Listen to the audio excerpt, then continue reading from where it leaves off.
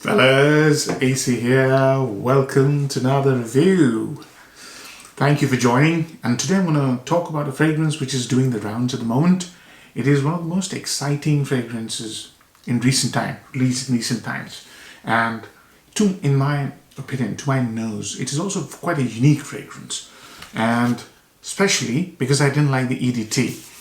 This is Hermes H24 Hermes Vives. Live herbs in French, and H24 eau de parfum, by the way. H24 was a unique sort of fragrance. It dealt with one note called sage, and it was a very synthetic note. And I quite didn't like the fragrance. It didn't gel with me when I smelled the EDT. But when I smelled the EDP, not the EDP of H24, but the Hermes Vives, it immediately impressed me because of its concept, how it smelled, how it developed on my skin, how I felt wearing it. It's a very strong fragrance, so I might not spray because I know the opening. Or I can spray it at just under my arm. Okay, it came out this year, and the parfumer is Christine Nagel. Christine Nagel took over from Jean-Claude Elena, and Christine Nagel has been doing some really good work at Hermes. I'm really impressed. Her best work up till date that I have reviewed is this, Lalique White Pour-Homme. This does not get a lot of talk. But to my nose, this is such a unique fragrance, you know. It talks about notes like tamarind, lemon leaf. It's a very creamy cedar. It's a really good fragrance. Recently reviewed it. This is Christine Nagel's finest work, in my opinion. There are many more, and there will be many more that I'll review. But up till now, the one that I remember Christine Nagel by is Lalique White, which was done way back in 2008, I think. But what she is doing now, along with Hermes creative director Pierre Alexis Dumas, is she's creating some really enterprising, adventurous, new concepts, which is what I'm really liking. So, this is about an urban dweller, Hermes Vives. It's about live herbs, about an urban dweller, very modern person, very modern in tastes, who also likes greenery. That's the concept of Hermes Vives. And when you first spray it, it reminds me of a few fragrances, which I'll talk about. But what is it? It's basically a very sweet herbal smell, very juicy and fresh. Imagine the freshest mint ever, along with the freshest sage and other herbs, green herbs, and they're very fresh. And mix it with a juicy, fresh, and very sweet, not sugary sweet, but fruity sweet pear. And you get the whole opening. That's what the opening is. It sounds unremarkable, but to create something which smells so natural, so green, and so fresh is art. That's what Christine Nagel has done here.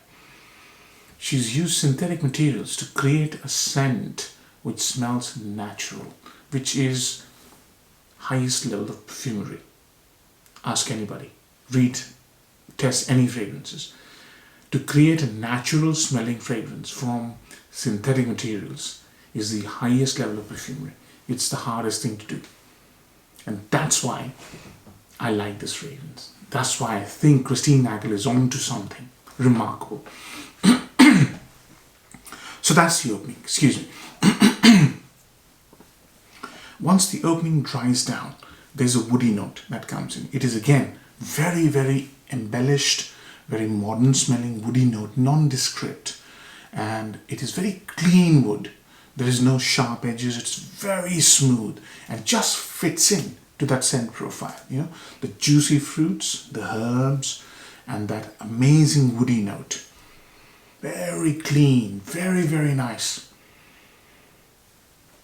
And there's also this metallic feel that I get when laid dry down. And this is where my mind sort of wandered off towards, I'm a gardener, so I'm very interested in urban gardening as well, although I don't live in an urban setting. But I'm very interested in things like vertical farming. And this is where my mind wandered off to a very clean setup of vertical farming, very urban space where people are doing their farming.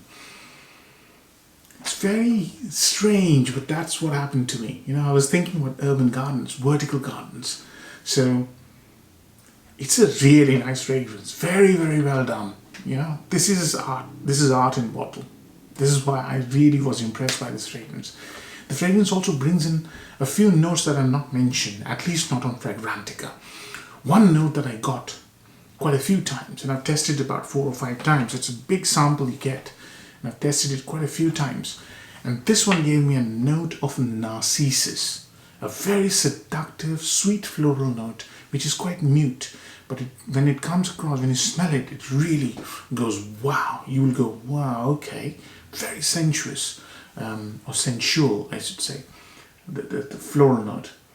It is really nice. And there's this soapy, sort of lavendery smell, which again is not mentioned in the notes breakdown, but you get that soapy lavender. Just a hint of it, just to amp up that herbal green side. It's a terrific fragrance. In terms of the art, this is really impressive. So that's the scent profile. So pear at the middle, sweet juicy pear, woodiness with some sensual florals, with some soapy lavender and lots of herbs, fresh smelling herbs. That smell doesn't change much. So ups and downs, upsides and downsides. Number one upside has to be the quality. This is a very high quality fragrance. It smells so natural, it's unbelievably nice. So that's the quality of the fragrance is very, very high. And the second upside is tied in with that. And that is it smells natural. In spite of all these synthetic materials, it smells natural. That's really what got me. And the third one is the creativity. In this day and age of sweet, sickly fragrances that smell like food all the time, Christine Nagel has the guts to come out with something which smells like nature and also fits in to majority of humanity. That is, most of the humanity now is an urban dweller or semi-urban dweller. And that fits in with so many people. And that is courage, to come up with something which is so different than the norm. The norm is all sweet and foodie smell. Oh no, not this one. This is natural. It is sweet, but it's juicy, fruity kind of sweetness. Very good. Those are the 3 upsides, downsides. The number one downside has to be that when you smell this fragrance, you're okay with the art, but it will not impress a lot of people so that they get a compliment back. You will get a compliment here or there because it smells so natural and so fresh and so high quality. But this is not a fragrance you would wear when you are anticipating or expecting or craving a compliment. That's the only thing I can think of as a downside. Otherwise, everything is up for it. The second thing probably is going to be the price point. See, this has just come out, so the price point is a bit high. So you would look at about £1 in ml.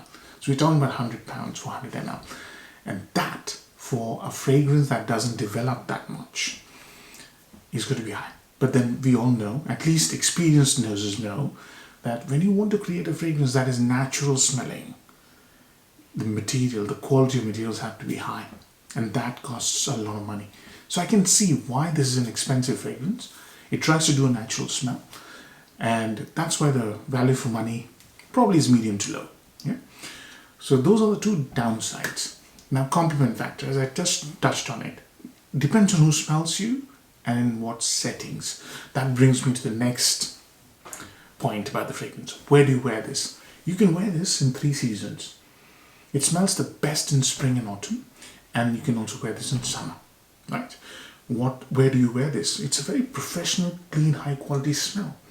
So definitely office, without even thinking about it. And situations where you want to cast a good impression, or where you want to actually smell high class.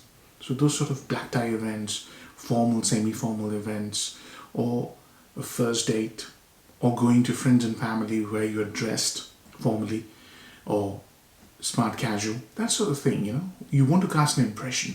You're wearing something very high quality. It smells very natural. That's the setting, you know. I quite like the idea of wearing this to work or a first interview. I wouldn't go more than 4 sprays if I'm wearing it to work or an interview, you know, a first stage interview, where you really want to cast a good impression on people. So that's where I would wear this. Performance has terrific longevity. It's every time I've worn this, it's given me more than 8 hours of longevity with one spray. You know, so longevity, as I said, the high quality materials mean longevity. So longevity is not even a question. It's a fantastically long fragrance. Okay, 8+ hours, no problems. Projection, I would say medium to high. So 1 arm's length, maybe 1.5 arms length for the first 1 or 2 hours, which is great for a natural smelling fragrance. And after that it recedes, comes closer to, but still it projects. It's a high quality fragrance, so it will project, but not as much. Sillage, again, medium to high. If you put it at the back of your shirt or on your fabrics, I think people will smell you when you move, or you leave a trail, right? So performance, I would say, is medium to high. Good performance.